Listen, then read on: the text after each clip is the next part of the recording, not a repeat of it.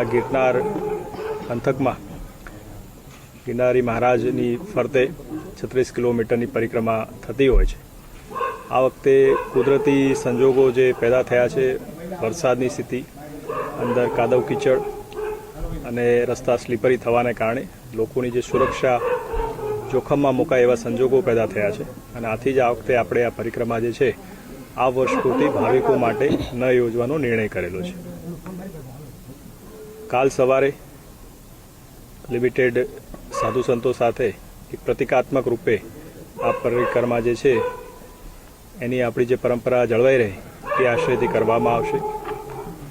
અત્યારે દર વર્ષની જેમ આપણે પૂજન વિધિ કરી છે, તમામ જે પરંપરાઓ છે એ જાળવી રાખી છે.